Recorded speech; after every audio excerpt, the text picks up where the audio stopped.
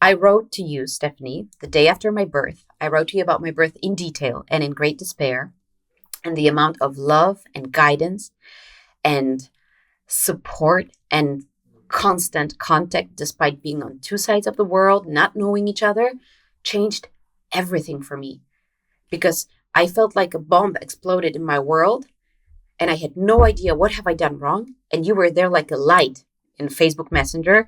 And you were just constantly writing and writing. How are you? Do this, do that. This is great. You're smiling. You're nursing your baby. I'm so proud of you. Please seek counseling for PTSD.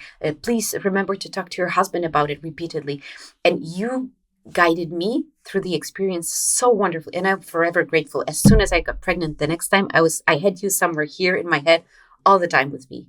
And I think it's really important for other women who are in the birth course to know that you are our doula. It doesn't matter if I'm in Poland, in Europe, if someone is in America, or wherever else in the world, you're with each one of us. Our reviewer of the week is Christina Troy, and she says, I recommend you to everyone I see, pregnant or not, which has me cracking up because I would just like to see what a non-pregnant person getting recommended this podcast has to say about it. But that's awesome, and thank you.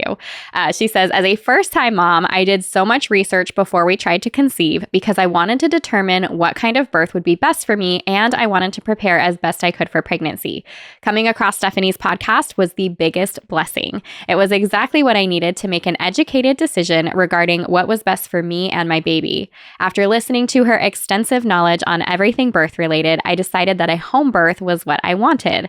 I love how Stephanie takes you through the whole process of birth all the way up to what to expect postpartum.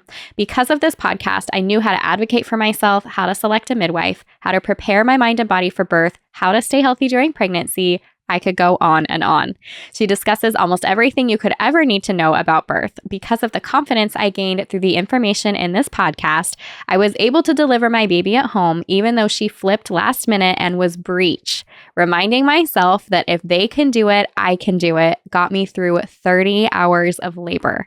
I am so thankful and blessed that Stephanie has taken the time and energy to put out this podcast. I tell every expectant mother I know about it. Thank you. Thank you so much for that kind review and for the details there, because it's so neat to hear from you guys how you use the information or what popped up for you during your pregnancies. Just as I'm like reading through it, that would be such a neat experience. I say neat, maybe that's not how you were feeling at this time, Christina, when the baby flipped to breech at the last second versus a breech baby flipping to the correct position at the last second. But it sounds like, yes, you were able to do those things. Anyways, that's so excellent. If you haven't left your review, go do that now. Today's birth story is a little bit different than what you're used to hearing on here. And I also think it's a very important story to tell. So as you can see, today's episode is also going to be a little bit longer than what you are used to hearing, but there are two birth stories that are going to be told here. I do want to preface this for listeners, letting you know that in this episode, Erika shares two very different birth experiences. And that first one has some experiences that might make moms uncomfortable or uneasy. So I think Erika does an excellent job of pointing out what did not go the way that she had hoped and also what she needed to change for that next experience to be a little bit better. But she's sharing her stories to encourage other moms to trust their bodies and to tune into their needs.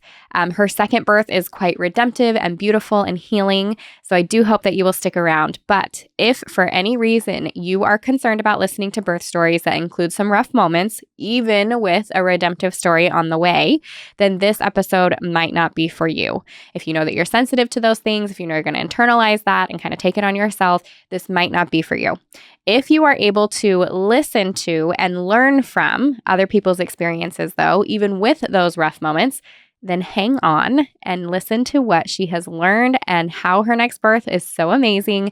Stay with me because I believe this episode is going to help pregnant moms prepare for birth in a very intentional and meaningful way. I'm so grateful for Erika's vulnerability and willingness to serve other women with her very important birth stories. So I hope this episode will bless each of you and inspire you as you walk through these two stories with us. And on to this week's podcast. This one's a special treat. I think everybody listening is going to gain so much from the discussion that we are about to have.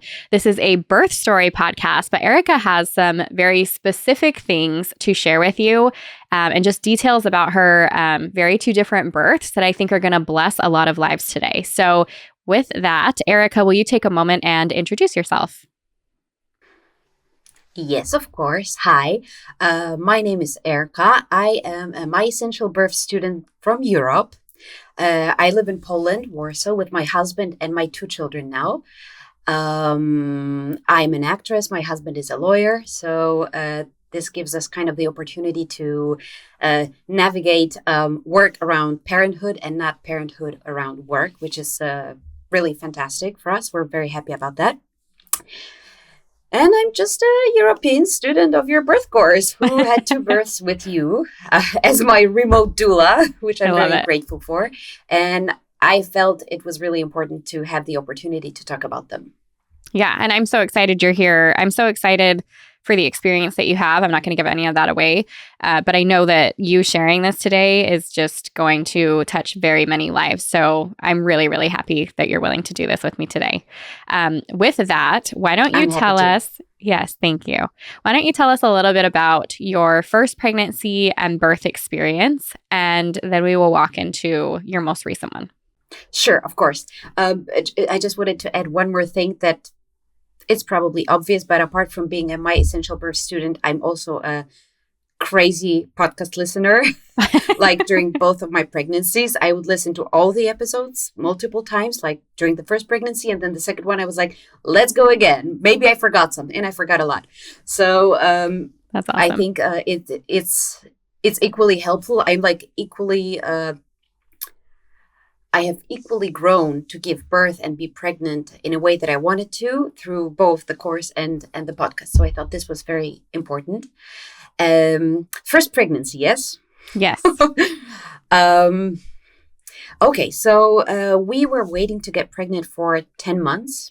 And it seemed like eternity for me. I know that it's not that many people wait a lot longer, but it was quite not easy for me to wait for 10 months, but we got pregnant. It was wonderful. My pregnancy was not very easy. I had a strong food aversion, and in normal life, I'm a foodie. I have no idea what a diet is. I love to eat. So my husband seeing me being like, no, please, no food was quite shocking for him. And it was difficult because I knew that I was growing another human, and I found it difficult to have such a trouble with food. But I would just, my husband would put half of the bar of butter into pasta or into some meat and something, and I would just force feed myself out of responsibility for my baby. So we kind of managed that. But apart from this, I had the pubic bone sorry, I'm Polish. I don't know how to say it. Diastasis. The pubic now the dysfunction, like symphysis pubic dysfunction, SPD. But not just the pain, but when it goes apart, like the diastasis pubic. Diastasis my recti pubic bone was falling apart. Pubic bone. No, the pubic bone. Yes, it was falling apart. So they had to do special scans, and wow. I couldn't walk without special equipment on my hips, and they were measuring the millimeters that my pubic bone was separating to assess whether I would have to have a C-section. But it was painful. But it's not. It's been 2 years ago, so I don't find it dramatic anymore. But it was quite a difficult pregnancy. So the food-wise, and the pubic bone-wise, and generally when I'm pregnant, it involves quite a lot of discomfort and some pain and difficulties. But despite that, I really love being pregnant. I know it sounds a little bit funny. In my second pregnancy, I would in my third trimester, I would vomit and feel really bad, and my nanny was with my firstborn, and I was like, I'm still having a third one.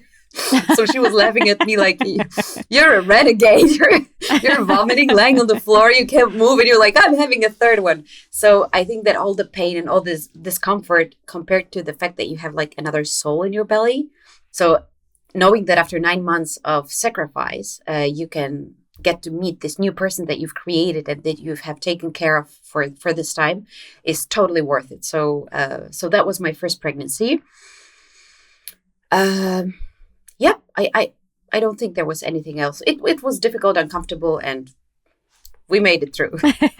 And you did some preparation for that because you took the birth course both times, right? So tell me a little bit about your Yes. preparation for that pregnancy onto the birth.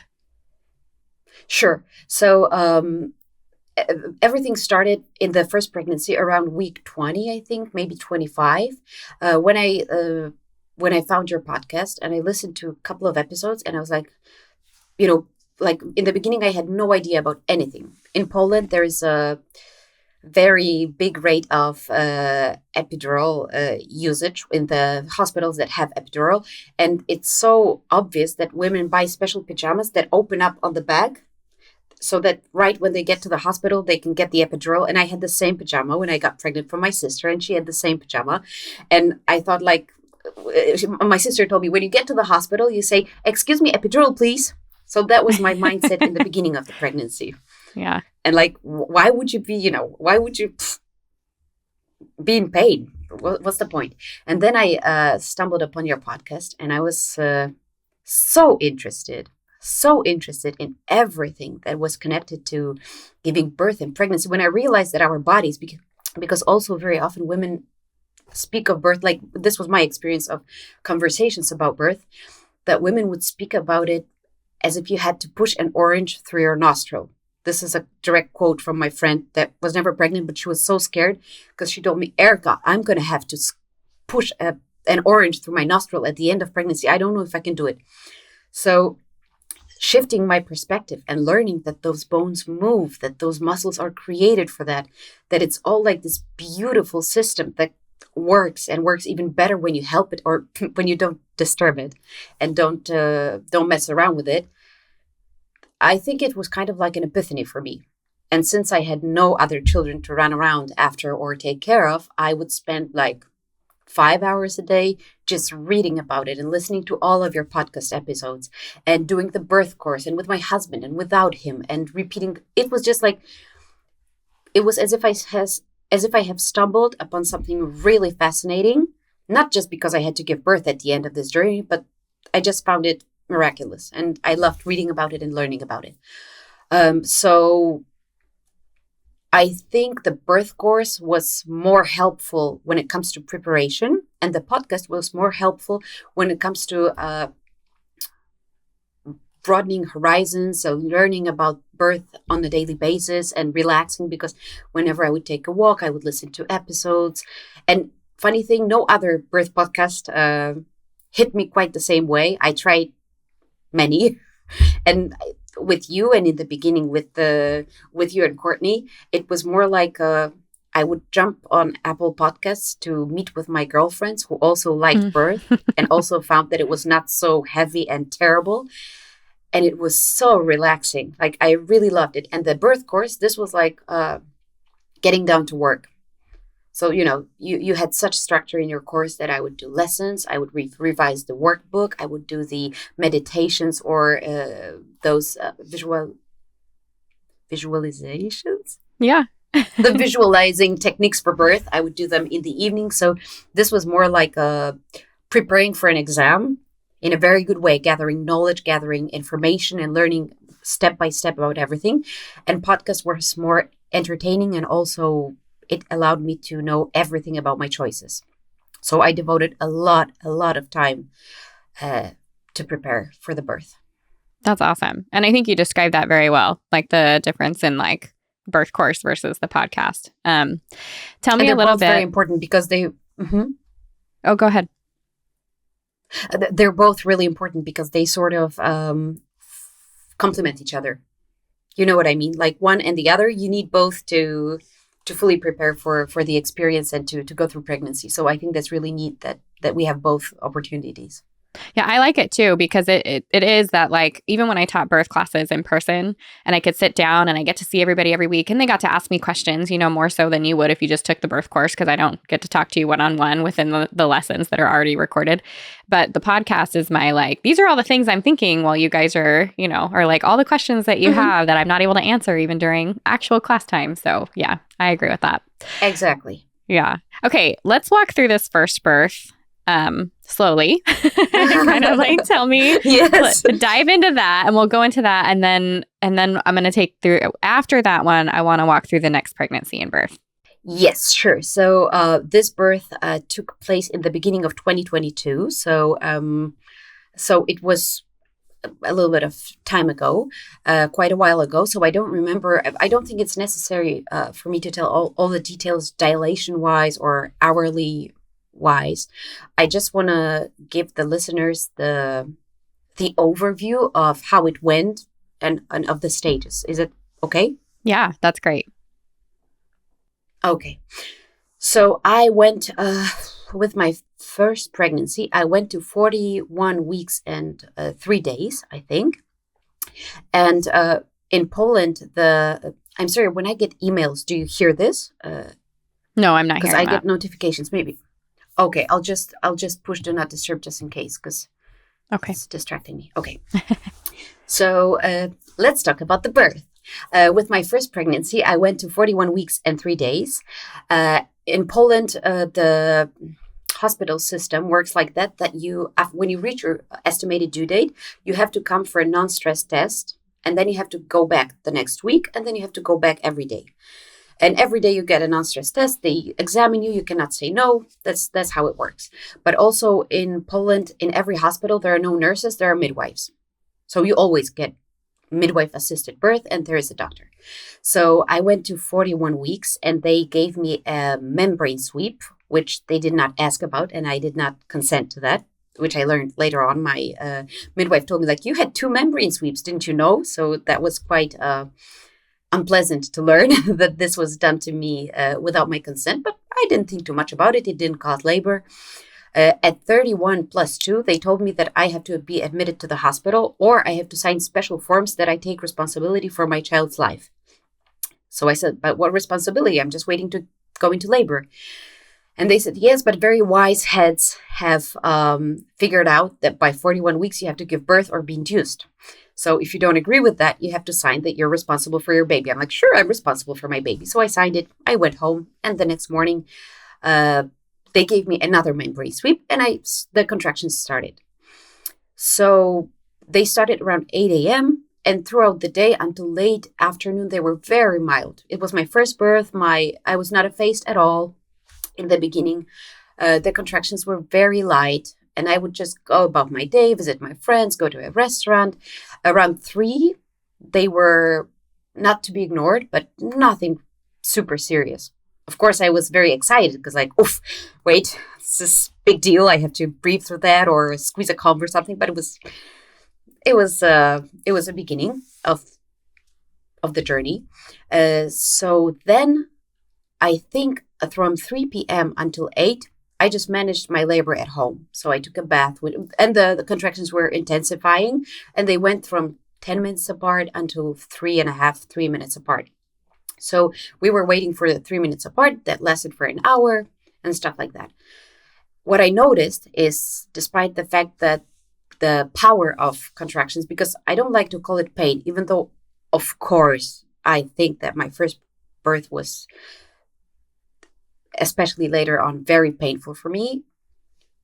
It's all about your attitude and it's all about one contraction at a time. This is very important for me to share with other mamas. You can sink under the water with one contraction that's going to really hit you hard. But then every new contraction is a new beginning, or every new pressure wave, because I also like to call them pressure waves.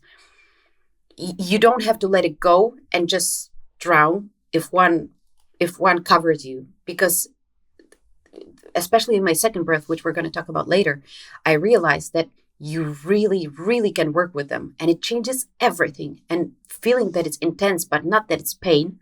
Even when I would listen to many birth stories and, moms would talk about. This was really painful. Like, even when I heard that, I was like, I don't want to talk about it that way. I don't want to talk about something that is natural and physiological in terms of pain. So I would talk about it in terms of power and seriousness and intensity. So at home, my pressure waves became intense, especially for me, first time laboring woman. But what I noticed was that using all the coping mechanisms that I learned in the course, so I was in the water, I was moving, I was breathing, I was using the combs, I was changing positions. It was working wonderfully. So I was happy, on top of things. Even when the contractions were 3 minutes apart, I was like, well, I don't really feel that we have to go to the hospital. I'm feeling so comfortable, so confident. And that's when my midwife told me she's not coming to my birth. And that was kind of a bummer. She was like, oh, Erika, I'm sorry, I'm not going to be able to come. I didn't have a very close relationship with her, but I was really hoping. She was like a natural birth midwife. I was really hoping for her. But I had my husband. We prepared a lot. He took the course with me. So I was like, okay, honey, it doesn't matter. Everything that we need, I have inside of me. I am ready. You're with me. No problem. And the midwife has sent her substitute midwife, who was also a natural birth midwife. But she called me, like midwives call to listen to the mama during contraction to assess how far along she is to assess how far along is she based on her behavior, breath, and behavior during contraction. So I was in the bathtub. The substitute midwife called me, and I started to have a contraction. I started to breathe like I learned in the course. And I hear, what are you doing? Don't breathe. And I was a little bit shocked. And she said, don't breathe during contraction. Don't breathe like that. Just blow out the air. Don't breathe it in. And I was like, damn, I was preparing for 20 weeks to do something completely different. And something was off about her. I felt very uncomfortable even talking to her. But that's when we decided, okay, the contractions are 3 minutes. 3 minutes. Sorry, one more time. The contractions were 3 minutes apart. I'm not stressed. I'm not scared. I am so ready to do that. I've been waiting for that since week 38. Let's go. So we went to the hospital. The car ride was terrible. I had my comps. The admission procedures at the hospital were terrible. I had my comps with me. I was squeezing them. Then during initial examination, my water broke in a huge gush, and there was a lot of meconium in the water. So the midwife said, no birthing tap for you and no natural labor room for you. You have to be in a regular room with a bathtub, but not like this supernatural space in the hospital for women that have no non-threatened births. And then I think I was about 2 centimeters dilated after 12 hours of labor. So that was a little bit surprising for me. So after the water broke, which is normal, my labor intensified and contractions got more serious and more intense, which is also normal, which I have learned about in the podcast, in the course. But I was still positive. During the non-stress test, they got so intense that I vomited, but I didn't mind really. Like I was, let's go. It's okay. Don't worry. I just vomited. And then we went to I was really like, I know how important the mental game is in the whole process. So that's why I'm stressing my mental state throughout the stages to show you how the shift changes everything. So the contractions are intense. It's only 2 centimeters dilated, but I'm on top of things. I'm happy. I go to the birthing room with my husband and the midwife. And that's when the midwife tells me the contraction hits, or maybe the contraction welcomes me. It doesn't hit me. Let's say that it welcomes me. And the midwife says, don't move. You cannot move. Because you had meconium in the water, you need to be monitored constantly, and you cannot move. And that's the moment when the one contraction that came without movement, I felt defeated, completely defeated. And I had no idea, what am I supposed to do? I was trying to breathe, but it didn't really work. And it was so intense at that time that I just laid on the beanbag on the floor and I didn't allow anyone to move me. I stopped moving. I stopped breathing. That's when I was really struggling. Like the moment that and I listened to her. This is very important because I listened to her. So whatever she told me, I did. Even though I had all this knowledge, I knew everything about IVs, about constant monitoring, about risks, about movement, about breath. When person of authority that I didn't trust, that I didn't feel comfortable with, came and gave me an instruction, I obeyed immediately. And this is my first cue for other mamas. Please fight for yourself because the stakes are really high. And saying, yes, midwife, if you tell me to lay on the floor, I'll lay on the floor and be in really a lot of pain, is just not worth it. There's no time. And first birth is very vulnerable. And I think that every birthing woman, it's like her skin is taken off of her. If someone is kind and loving, this love just goes through the skin and you feel so much more powerful and it gives you so much peace and strength. But if someone is condescending or impolite or hurts you in a way, it also cuts deeply right away. So this was my first big warning sign. And I listened to her, and that's when things started to go bad. So this was about 10 o'clock, something like that.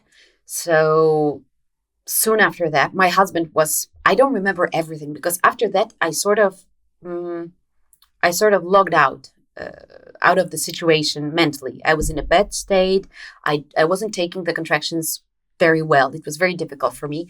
And my husband was still fighting, like all the things that he learned in the course, maybe this, maybe counter pressure, maybe move. And I was just like,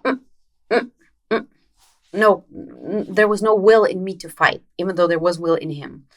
So the only thing they did, they moved me to the bed. They put they put some kind of bowl between my legs. They put me on the side, which is like a epidural mom position, to when someone doesn't move, to get things going, to open the pelvis. So that's how they have situated me. And for the very soon after that, I started to have pushing contractions. And the midwife told me I'm only 6 centimeters dilated. So she said, like, don't push. And I was like, but I'm exploding. How am I not? I have to push. It was one of the strongest sensations I have ever felt because obviously I didn't have an epidural. So I just felt like I have to push or do something. Like it's not to be ignored, this sensation. But she told me to do breaths like this, very short, very shallow breaths to stop the pushing. But I was like, I'm 6 centimeters, so I'm supposed to do that for 4 more. I was a little bit out of it, but just my thoughts, I was terrified because each pushing contraction was very, very powerful. And I was fighting against that. But thankfully, as you later told me, this is possible. In about 4 or 5 contractions, I went from 6 to 10, which because I was playing by the book in my preparation. I was like, so I'm waiting for transition. Transition will arrive at around 8 centimeters. And then I'm going to have thoughts that I can't do it anymore. And then it's going to go to 10. So another really surprising thing for me is that each birth is completely different. And that sometimes it goes by the book, but sometimes you're a speeder, sometimes you're a putterer, sometimes you're going to be on 1 centimeter for 10 hours and then boom, go to, 6 or 8. So that was really shocking to me that they started to prepare me for pushing. And I was like, but I was just 6 centimeters. So the pushing began. And also one more thing, the contractions that were on the bed before I started to have pushing contractions, they were so intense that I have I had very dark thoughts, and I did not pay attention to breathing, which was really scary for my husband and for my midwife, because I sort of figured out in my head that if I don't breathe too much, I'm not going to be too present in this situation, and maybe I'm going to log out of this huge pain that I was feeling pain because I was distracting my body, not helping it, not letting it do its job. I just had my eyes closed. And this is also important. I would like to, can I squeeze now the part about the episode of the podcast about Enneagrams? Yeah. Because this is very important to me. So The contractions are getting really intense on the bed, but I'm still not pushing. But they are so intense that I don't want to breathe too much because I'm in so much pain that it's just mentally, it was too much for me. And later on, when I was pregnant for the second time and I was starting to prepare and listening to your podcast again, I found early episodes about Enneagram types and the birth experience according to the Enneagram type. And when I was pregnant for the first time, it's like, give me the meat, give me everything about placenta and epidural and water. I'm not, what is an Enneagram? I have no idea. I skipped it. Oh, Lord, why?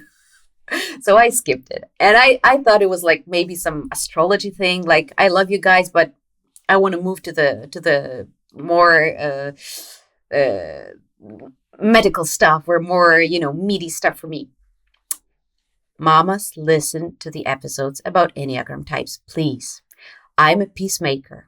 I'm Enneagram 9, which means that I will agree to everything, even when it's against me, not to upset anyone. And you and Courtney, you have said everything. I was crying when I listened to that episode because it was point by point.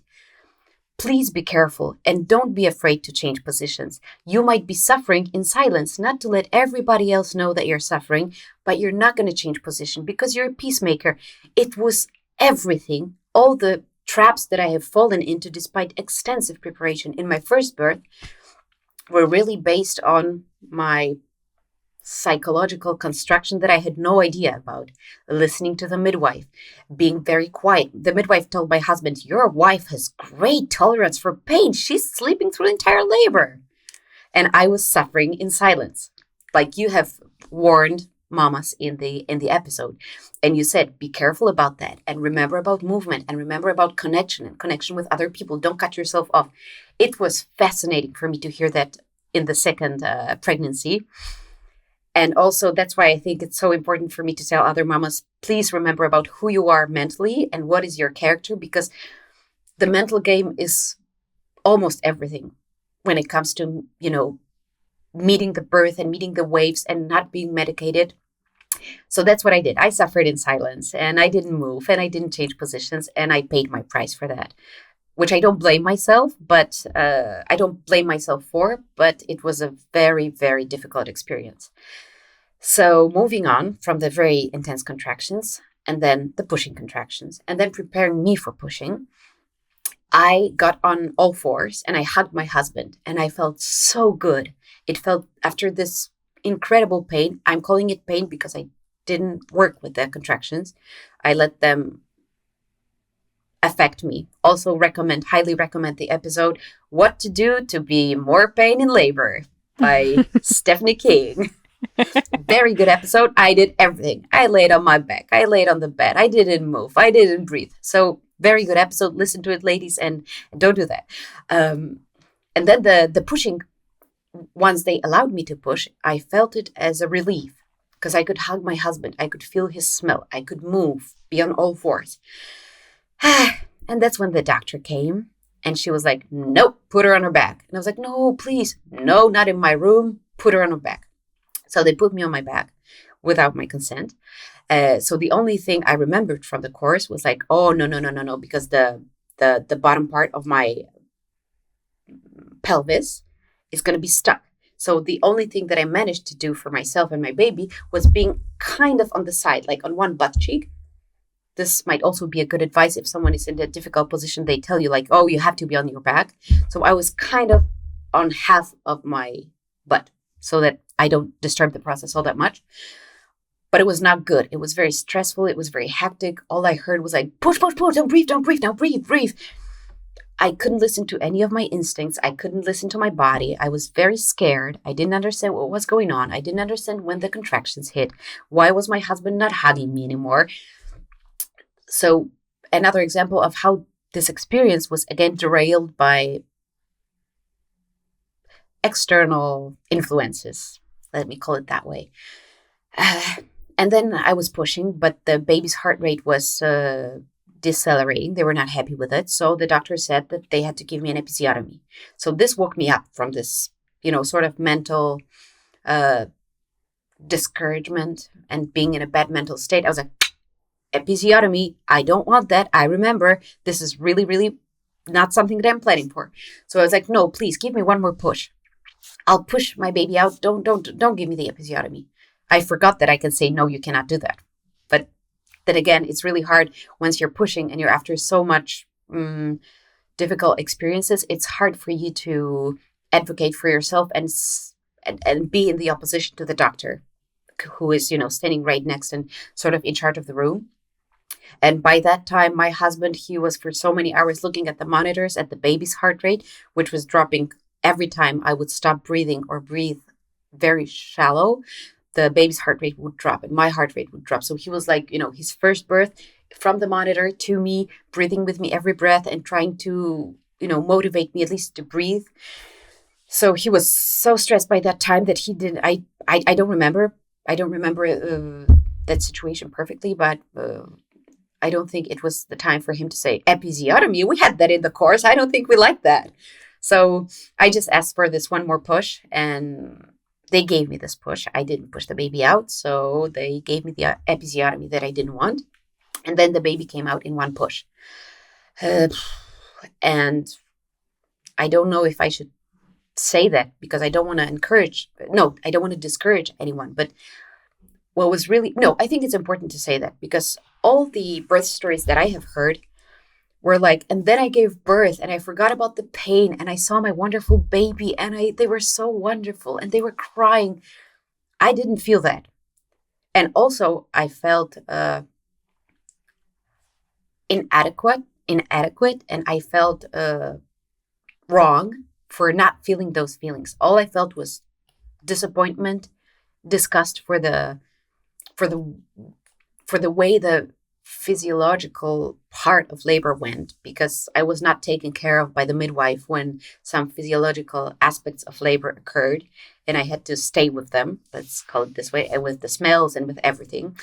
It was a very bad midwife. My husband wanted to sue her, but I couldn't do that because it was too much for me. But I felt very dark thoughts and very unhappy thoughts, and I didn't feel bonded with the baby. I just felt something really warm on the bottom of my stomach. Why am I talking about that? Second birth, completely different. Don't worry, guys. But I wanted to talk about that because I felt that I did something wrong because I didn't feel all the feelings. And now from perspective, I know that it's not true. I just went through so much that I shut down, and all the warmth shut down because of pain and because of discouragement. And the other thing was that I thought that the pain would stop once I gave birth to the baby, and it didn't stop because the medical stuff kept on taking care of me, pushing on my stomach, tugging on the umbilical cord, and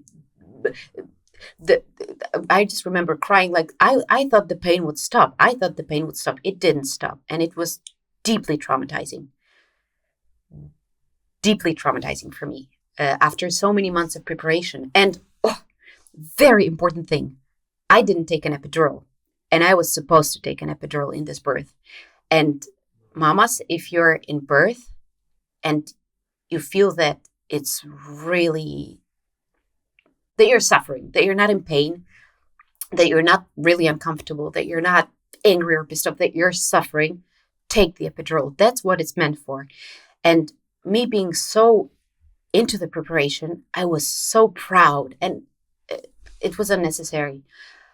I was so proud and so focused on natural birth, unmedicated birth. I had all these huge signs that I have learned in the course and in the podcast.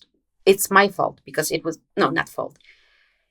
That's the way I have filtered this information. It's not that you guys gave the wrong information through the podcast, because you always give two sides. If you want an epidural, great. Just know about the risks and the benefits. Have your brain analysis. And I didn't do that. I was so focused that I would rather die than take an epidural. And my husband as well, he was like, no cascade of interventions, no epidural, no, never ever. And I think that's the price I paid for not having taken it. And I would absolutely, had it happened to me the next time, I would take care of myself and I would get an epidural, and I would take care of my baby and get an epidural and get a break from the contractions that I could not handle. and from the situation that was too much for me mentally and emotionally.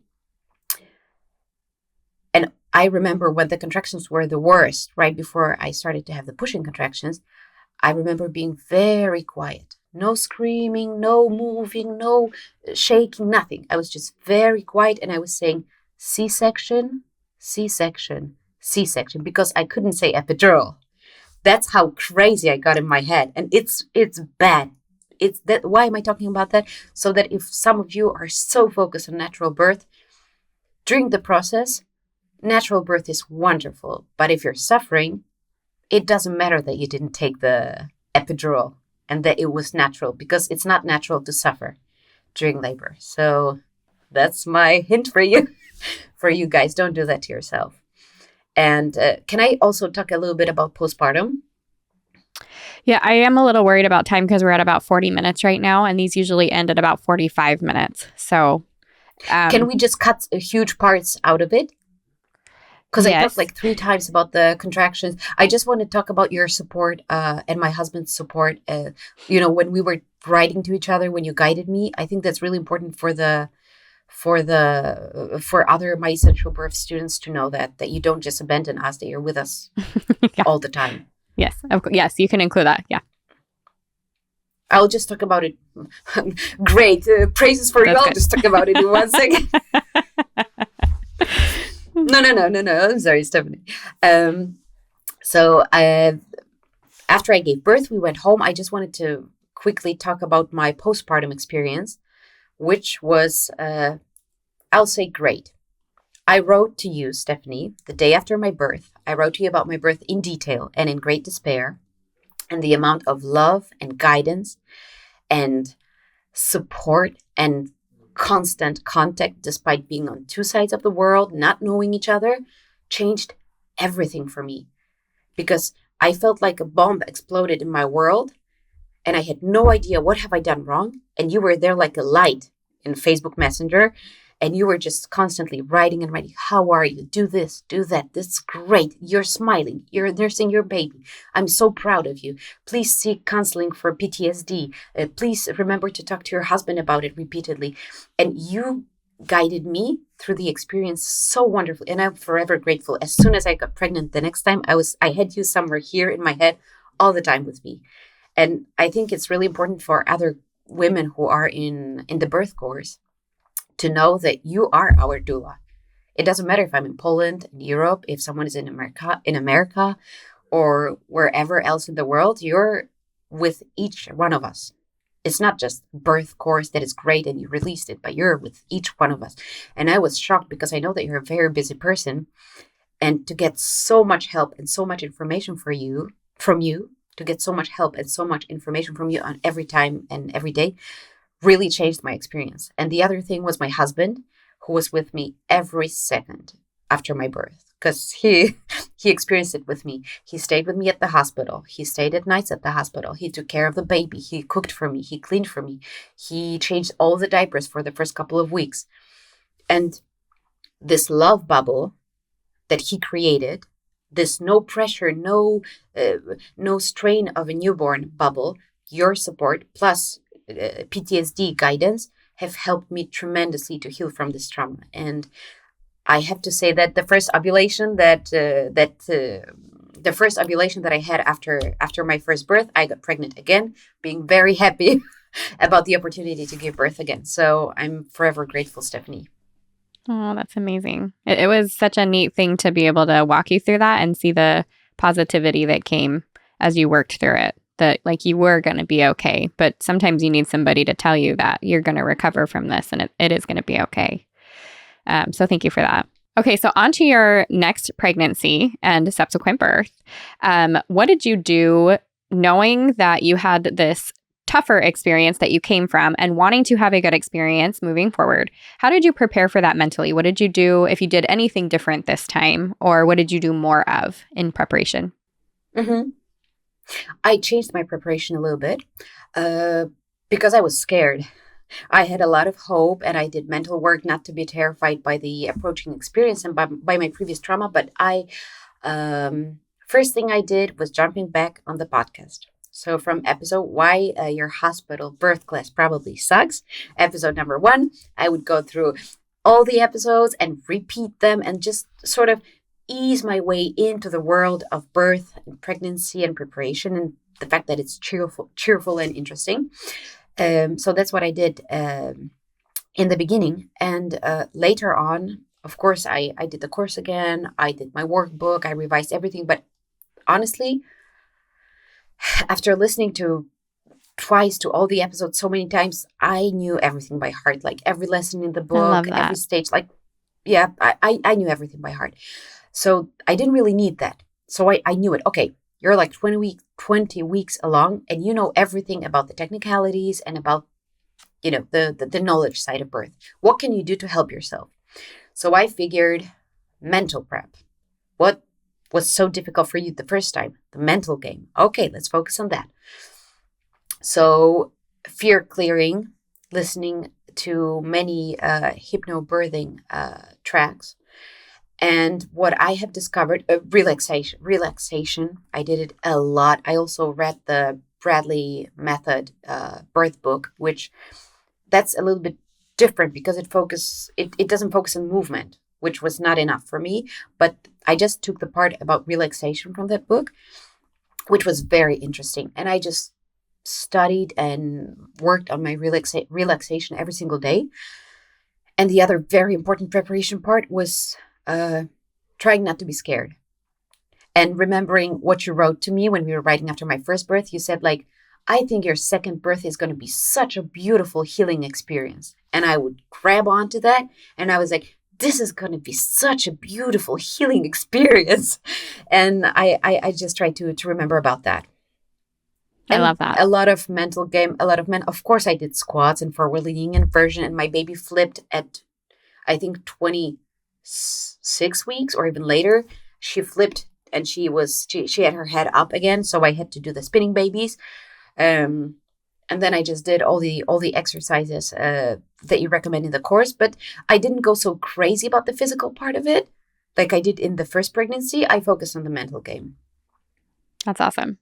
Okay, so walk me through this next birth then. How is this different for you? Tell us all about that. My second birth was very different. First of all, I'm a mother. My son is 1.5. Now he's 20 months. So he's a little bit over 1.5 years old. And for me personally, the fact that I have a child changed everything. My husband says it just made me tougher, but as part of my mental prep, I printed out a photograph of me at the hospital with my firstborn, like me just hugging a newborn, happy. And I wanted to have it by my bed at the hospital so that once I'm giving birth again, I know what's at the end of this road. But I didn't need it in the end. It was just at my house for me, something to look at, to know that at the end of the pregnancy, that's what's coming. So I was 40 weeks plus 1. And in the afternoon, I started to feel something, but it was so mild. I was like, it's like cramping that I had every night before. Like, probably my uterus is kind of starting to warm up. That's great. Let's see what happens. So by evening, I had contractions every 10 minutes. And I knew there were contractions, very delicate. It was just, my uterus was warming up, but it was really nice. And I was very happy, excited. So I called my midwife. I was like, I had a different midwife, different hospital. She was the best thing that ever happened to me. I love her. And I called her. I was like, are you well rested? Are you ready to rock and roll? She was like, oh my God, I've been waiting for you for weeks. You're so well prepared. You know everything about birth. I can't wait for us to birth together. I was like, great. 10 minutes apart, wait for my call. And she's wonderful. So we put our toddler to bed. I said to my husband, go to bed. I'm just going to make sandwiches for midwives. I'm going to chill out, maybe go to sleep. We'll see. So I ended up, early labor equals diarrhea, which is a very good thing because your bowels have to clear. So I ended up laboring the entire night, very quietly, not using the restroom too much because I didn't want to wake my toddler up. I didn't want to wake my husband up, but it was okay. I was like, I'm a mom. I'm used to not going to the bathroom I'm not going to take a shower or a bath. I'm going to save it for later. I'm not going to do, my calming music. I'm going to save it for later because everything seemed so chill that I was, I wanted to keep my diamonds in my pocket and use them later on. So I ended up keeping my diamonds in the pocket the entire night. And the contractions were 10, 12 minutes apart. So I was like, maybe this is prodromal labor or very early labor. But they are intense. 1.5 minute long, really not to be ignored. But, so far apart. So I was like, I'm not going to call my midwife when my contractions are 10 minutes apart. I'm not going to, joke. Come on, it's my second birth. I didn't call the nanny for our toddler. She was also waiting, with a phone by her bed, like, I'm going to come in the middle of the night. Just let me know. So in the morning, like 7 o'clock, I get a text from my nanny, like, hello, what's up? And from the midwife, hello, what's up? So I called them and I told my nanny, like, don't hurry. Eat your breakfast. I'm not even sure if it's labor. I told my midwife, no, I'm not sure if it's labor. She's like, yeah, but come to the hospital. I'm like, but they're 12 minutes apart after the entire night. Yeah, come to the hospital. I was like, oh, and my mother-in-law, she called me like, you know what? I think this is not labor. This is preparation for labor. And I was like, ooh, maybe. No, bad idea. So once the midwife really gently and kindly told me, let's get things moving together at the hospital. Just calm, let's see where we're at. I was afraid we're at 1 centimeter, but I said, okay, let's go. So we left for the hospital at 8:40, something like that. So morning traffic, 40 minutes to get to the hospital.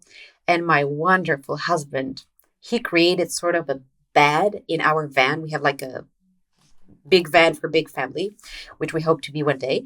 And he laid my favorite pink blanket and my favorite pillow, and he gave me popsicles, and he played wonderful music, and the sun was shining. The contractions were really intense. Like, let's keep that in mind. And by the time when I called the midwife in the morning, they started to come 1.5 minutes apart. From 10 minutes, 12 to 1.5 in like 15 minutes.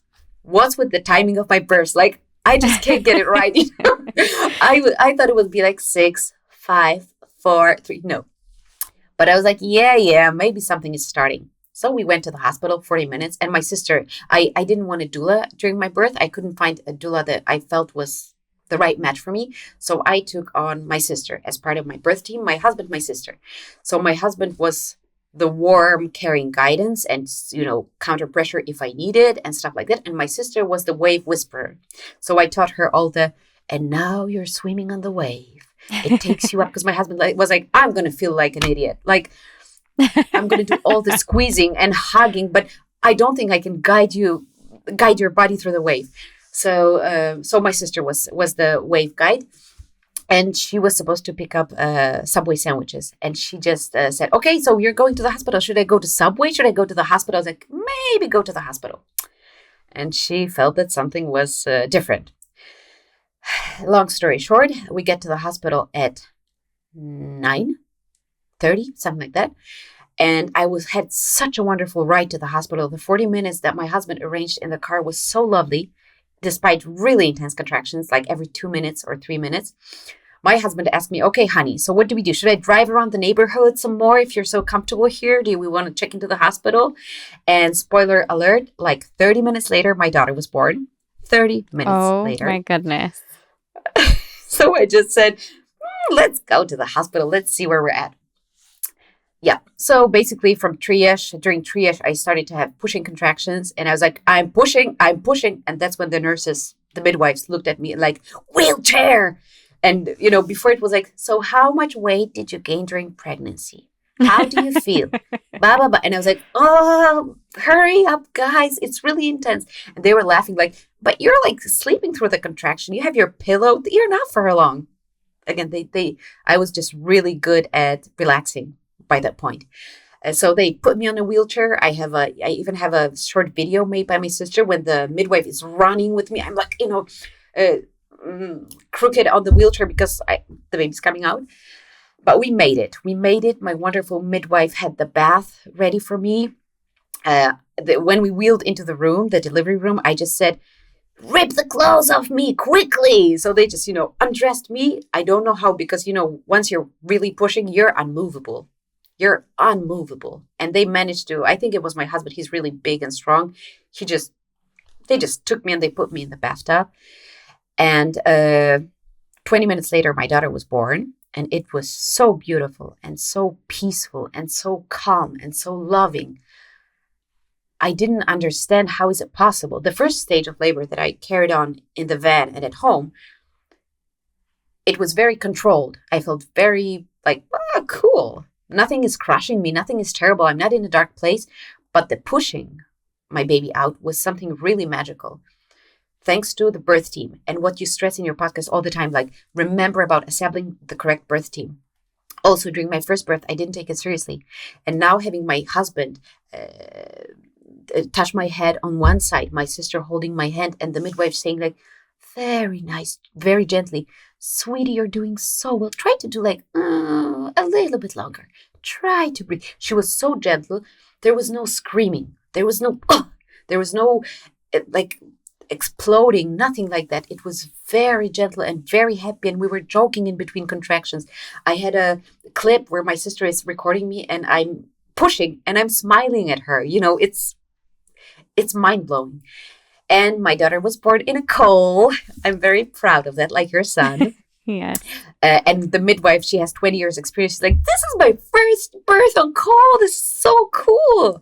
And she came out in the unruptured amniotic sac, which in Poland is a sign of great luck for the baby. So we called her Felicia because in Polish, happy and lucky is the same word. So that's how our wonderful daughter was born, and we're very happy. So how did this birth affect your last birth experience? It showed me the light.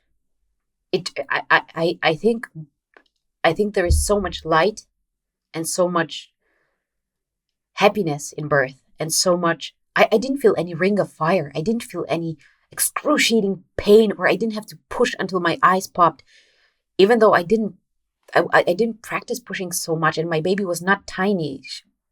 She was chubby baby, but there's so much light when you're taken care of and when you're respected and when you have like a guard of love around you. Husband, sister, midwife, love. Because one thing, I don't know if we have time, but one thing that I noticed is once things got a little bit hectic during triage, and even though everyone was lovely to me, but my birthing world got destabilized for a little while.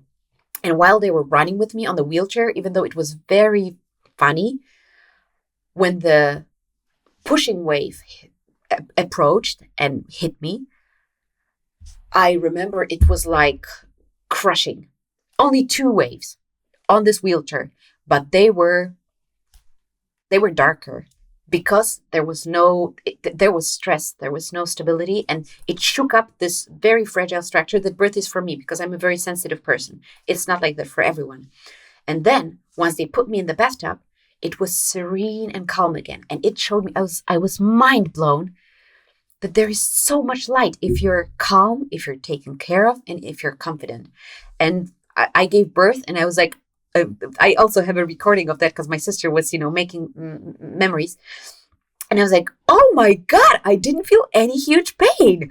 A child came out of me and there was no huge pain. This was too easy. I don't believe that. And everyone in the room was laughing like, bravo, you gave birth to a lovely baby girl. I was like, but this was easy. Of course, it's not easy. It's to be respected and not messed around with. But it was wonderful. Wonderful, Stephanie. I kept coming back to it. I kept reliving it. I still do. I am so proud of myself. And not like I went through hell and I'm proud. I went through something wonderful and I'm proud. So I'm going to have many more babies. I love it. I love that you had that experience and that now you're able to share that with other people. And as I said before, and I know that you've shared with me, that was a very healing experience, which oftentimes after having a rough birth, that is very much the case. That's the reality of that's next one. It can be very healing. It might not always be, but there is opportunity for that and place for that. And when it is just so wonderful. You want to share it with the world. So, and that's what you did today. Yeah. Yes, we are running short on time, but I do want to give you just, if you can answer this question in like a minute or so, or like a sentence or two, tell me, tell me what is your best advice for moms? Because you've given a lot of advice. So if you had to pick one, and I know that's hard to ask you to do, but your best advice for moms and best advice for partners. Yes. Best advice for mom. Remember that every pressure wave is a new beginning. It's not about how much it is until the end or how much the last one hurt or how you didn't breathe through that one. Don't give up. If you get an epidural, if you get a counter pressure from your husband, or if you don't, or if you do something wrong during 5 minutes of labor, don't give up. Try to start again from the beginning when the next pressure wave comes, because it changes everything when you don't give up. And take care of yourself. And if you need an epidural, get one, girl. I'm sure it's great. I never had it, but just take care of yourself in the process. I like that. And how about for dads? Personally, touch your wife. What I learned is I didn't need counter pressure. I didn't need super great techniques that we have worked on. I just needed to feel the smell of my husband and his hand on my head or his hand on my shoulder. For me, just his smell, it was everything. Like the fact that he was mentally really with me, and I felt him with me, and I felt his smell next to me. This was my safe place, and it changed everything. And I heard about births of my friends that their partners were like, there's a game on my cell. I'm going to squeeze you during contraction, but I'm not really a part of this. So my husband was really a part of this. And I think that's a lot more important than the fact whether you do the counter pressure here or here, which I was really nagging my husband about during the pregnancy. I was like, we have to get it perfectly. There's no time during birth. Do you remember the first one? And he's like, chill, baby. It's going to be fine. And it was really fine. That's awesome. Well, thank you, Erika. Thank you for sharing your story and for sharing your light, particularly after some darkness. So I am grateful that you took the time all the way in Poland to be able to be here with me and with everyone listening today. I appreciate that.